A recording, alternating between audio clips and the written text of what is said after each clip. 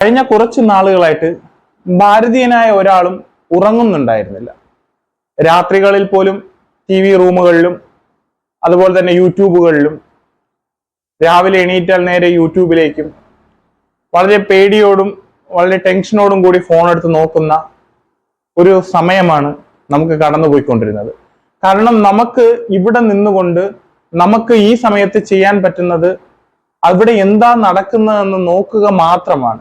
കാരണം ഇതിൽ പ്രവർത്തിക്കേണ്ടത് നമ്മുടെ സിസ്റ്റവും നമ്മളെ ഭരിക്കുന്ന സർക്കാരുമാണ്. അതവർ കൃത്യമായി തന്നെ നിറവേറ്റിയിട്ടുണ്ടെന്നാണ് ഓരോ ഭാരതീയനും മനസ്സിലാക്കുന്നത്. പക്ഷേ ഈ യുദ്ധം എന്ന് പറയുന്നത് എപ്പോഴും അതിന്റെ ആഫ്റ്റർ എഫക്റ്റ് അനുഭവിക്കുന്നത് സാധാരണക്കാരായ ജനങ്ങൾ തന്നെയാണ്. പ്രത്യേകിച്ച് ഇന്ത്യയുടെ ഒരു ഭൂപ്രകൃതിയുടെ ഒരു പ്രത്യേകത വെച്ചിട്ട് ഈ പറയുന്ന പാകിസ്ഥാനുമായിട്ട് നമ്മുടെ അതിർത്തികൾ പങ്കിടുന്നത് ജമ്മു കാശ്മീർ, പഞ്ചാബ്, ഗുജറാത്ത്, അങ്ങനെ ആ ഒരു വടക്ക് വരുന്ന കുറച്ച് സംസ്ഥാനങ്ങളാണ്. അതിന്റെ തന്നെ അതിർത്തികളിൽ ജീവിക്കുന്നവർ ഈ യുദ്ധ സമയത്ത് രാത്രിയിൽ ഉറക്കമില്ലാതെ പരിഭ്രാന്തിയിൽ നാളെ അവരുടെ ജീവിതത്തിൽ എന്ത് സംഭവിക്കും എന്നുള്ള പേടിയോടുകൂടിയാണ്. അവിടെ അവരെ പൊതിഞ്ഞു പിടിക്കുന്നത് നമ്മുടെ ഇന്ത്യ ഗവൺമെന്റ് ആണ്, നമ്മുടെ സർക്കാരാണ്, നമ്മുടെ ഇന്ത്യൻ ആർമിയാണ്. അവരുടെ ഒപ്പം, അവരുടെ ഹൃദയത്തോടൊപ്പം, അവരുടെ ഒപ്പം കൂടെ നിൽക്കുക എന്നുള്ളതാണ് ആ സമയത്ത് ഓരോ ഭാരതീയനും ചെയ്യേണ്ടിയിരുന്ന കർത്തവ്യവും കടമയും.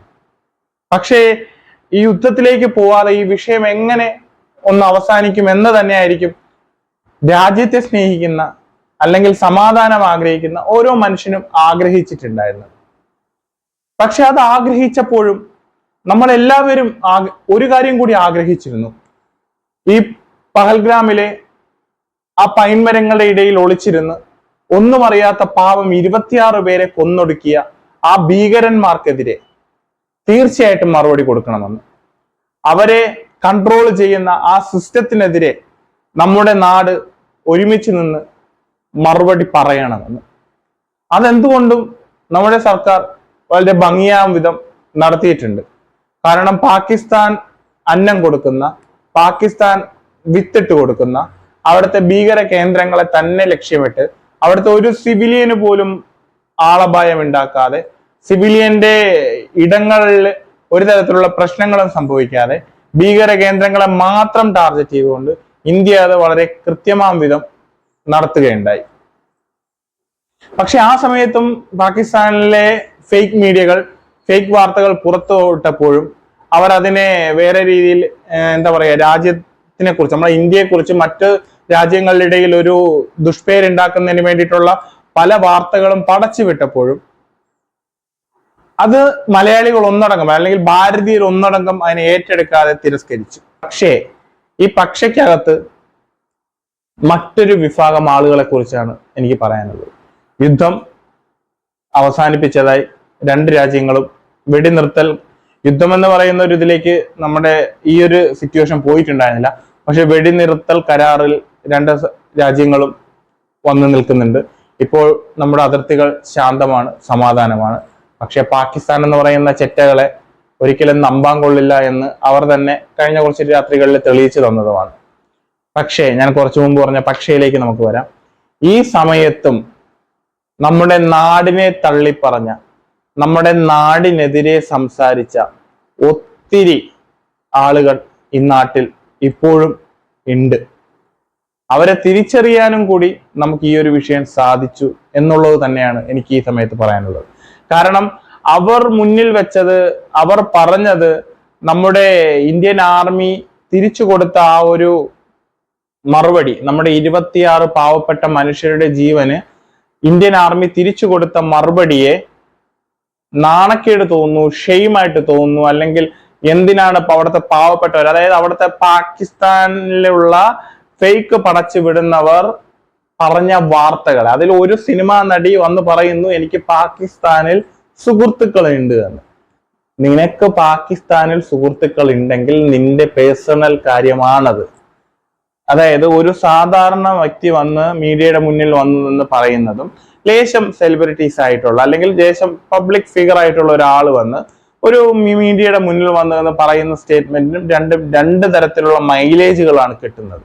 ഒരു സാധാരണക്കാരൻ പറയുന്നത് അവന്റെ ഇടങ്ങളിൽ മാത്രം. ചിലപ്പോൾ ഇപ്പൊ എന്നെ പോലുള്ള ഒരാൾ, ഞാനിപ്പോ ഈ വീഡിയോയിൽ പറയുന്നു, എന്റെ ഇടങ്ങളിലുള്ള ഒരു 10 പേർ അല്ലെങ്കിൽ ഒരു 100 പേർ അത് കേൾക്കും, അത് അവിടം കൊണ്ട് കഴിയും. പക്ഷേ ഇൻഫ്ലുവൻസ് ചെയ്യപ്പെടാൻ സാധിക്കുന്ന, സമൂഹത്തിൽ കുറച്ചും കൂടിയൊക്കെ ഒരു വിഷയം അവതരിപ്പിക്കുമ്പോൾ കുറെ പേരിലേക്ക് എത്തിക്കാൻ സാധിക്കുന്ന ലേശ സെലിബ്രിറ്റി ആയിട്ടുള്ള ആളുകൾ ഇത്തരം സ്റ്റേറ്റ്മെന്റുകൾ കൊടുക്കുമ്പോൾ അതിനകത്ത് ഒളിഞ്ഞു കിടക്കുന്ന ഒരു അപകടമുണ്ട്.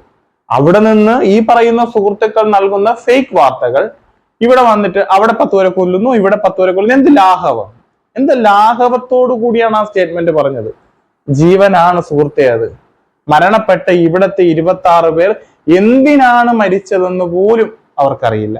എന്തിനാണ് മരിച്ചതെന്ന് പോലും. ഒരു നിമിഷം അവർ സന്തോഷിക്കാനാണ് അവിടെ പോയത്. അവരുടെ അവധി കാലത്ത് സ്വന്തം കുടുംബത്തെ കൂട്ടി ആഘോഷിക്കാൻ പോയവരുടെ ഇടയിലേക്കാണ് ആ നരാധമനായ ഭീകരവാദികൾ വന്നിറങ്ങി അവർക്ക് നേരെ വെടിയുണ്ടകൾ ഉതിർത്തതും, അതും തന്റെ ജാതി ചോദിച്ചിട്ട്. പക്ഷെ തിരിച്ച് ഇന്ത്യ എന്താ ചെയ്തത്? അവിടുത്തെ ഭീകരവാദികളുടെ ക്യാമ്പുകളെയും ഭീകരവാദികളെ ലക്ഷ്യമിട്ട് നടത്തിയ ഒരു ആക്രമത്തെ നിങ്ങൾ എന്തിനാണ് ഇത്രത്തോളം അതിനെതിരെ മുഖം തിരിച്ചുകൊണ്ട് അതിനെതിരെ സംസാരിച്ചത്? സത്യം പറഞ്ഞാൽ ഇപ്പോഴും നമ്മുടെ നീതി നിയമ വ്യവസ്ഥ കേസെടുക്കാതെ ഇരിക്കുന്നത് എന്തുകൊണ്ടെന്ന് എനിക്കറിയില്ല. ഇപ്പോഴും അവർ പുറത്തു നിൽക്കുന്നത് എന്തുകൊണ്ടെന്ന് എനിക്കറിയില്ല. തീർച്ചയായിട്ടും പല പല കേസുകൾ പോയിട്ടുണ്ടെന്ന് പറയുന്നു. പക്ഷെ ഇന്നും അവർ അവരുടെ സോഷ്യൽ ഇടത്തിരുന്ന് പല പോസ്റ്റുകളും ഷെയറുകളും സ്റ്റോറികളും അവർ പോസ്റ്റ് ചെയ്യുന്നുണ്ട്. അത് നാടിനെ അല്ലെങ്കിൽ രാജ്യത്തെ വെല്ലുവിളിക്കുന്നതിന് ഒപ്പമാണ്. അവരെ അറസ്റ്റ് ചെയ്യുക വേണം, അതൊരു മാതൃകയാവണം. അല്ലെങ്കിൽ നാളെയും ഇതുപോലുള്ള സമയങ്ങളിൽ ഇത്തരക്കാർ ഇത്തരം സ്റ്റേറ്റ്മെന്റുകളുമായി പുറത്തു വരിക തന്നെ ചെയ്യും. ഇതിന് മാതൃകാപരമായിട്ടുള്ള ഒരു ശിക്ഷ കൊടുക്കുക തന്നെ വേണം. ഇന്ത്യൻ നിയമവ്യവസ്ഥയ്ക്ക് അകത്ത് നിർത്തിക്കൊണ്ട് ഇതിനെതിരെ ശക്തമായ ഒരു ആക്ഷൻ എടുക്കണം. ഈ പ്രസ്താവനകൾ നടത്തിയ എല്ലാവരെയും നിയമത്തിന് മുന്നിൽ കൊണ്ടുവന്ന് അവർക്ക് ഇതിനുള്ള മറുപടി, ശിക്ഷ അടുത്തൊരു ഘട്ടമാണ്. പക്ഷെ അവരെന്തിനാണ് ഈ സ്റ്റേറ്റ്മെന്റ് നടത്തിയതെന്നുള്ളത് നിയമത്തിന്റെ വഴിയിലൂടെ തന്നെ അവർ പറഞ്ഞ് പുറത്തേക്ക് ഇറങ്ങി വരണം. ഈ നാട്ടിലെ നിയമം അതിന് അനുവദിക്കുന്നതാണ്. ഈ നാട്ടിലെ നിയമവ്യവസ്ഥയെ വിശ്വസിക്കുന്ന സാധാരണക്കാർക്ക് അതൊരു സന്തോഷമുള്ളൊരു കാര്യമായിരിക്കും. കാരണം ഇതിനെതിരെ സംസാരിക്കാൻ നമ്മുടെ നിയമമുണ്ടല്ലോ എന്നുള്ള ഒരു വിശ്വാസം നമുക്ക് കൂടത്തേ ഉള്ളൂ. അപ്പോൾ അതുപോലെ തന്നെ നമ്മുടെ നാടിനെതിരെ തെറ്റായ പ്രചരണങ്ങൾ അഴിച്ചുവിട്ടവർക്കെതിരെ, ഈ സമയത്തും ഫേക്ക് ന്യൂസുകൾ പറഞ്ഞവർക്കെതിരെ ശക്തമായ രീതിയിലുള്ള നടപടി സ്വീകരിക്കണമെന്നാണ് ഞാൻ ആഗ്രഹിക്കുന്നത്. ഒരു സാധാരണക്കാരൻ എന്ന രീതിയിൽ ഞാൻ ആഗ്രഹിക്കുന്നത്. അപ്പോ എന്തുകൊണ്ടും ഇപ്പോ നമ്മുടെ അതിർത്തികൾ ശാന്തമാണ്.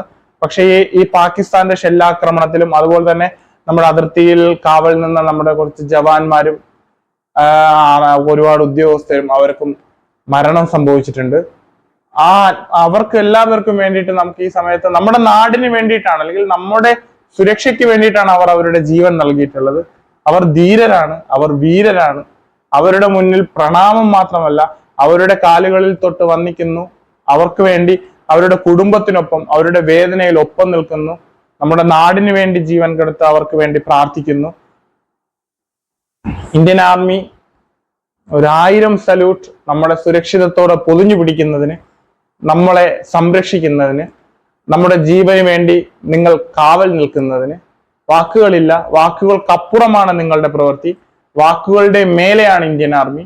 അതുപോലെ തന്നെ നമ്മുടെ നാവികസേന, വ്യോമസേന, എല്ലാവരും നമ്മുടെ സംരക്ഷണത്തിൽ നമ്മളെ സംരക്ഷിച്ച് പൊതിഞ്ഞു പിടിക്കുന്ന നമ്മുടെ ഈ സിസ്റ്റത്തിനോട് മനസ്സിൽ തട്ടിയുള്ള നന്ദി രേഖപ്പെടുത്തുന്നു.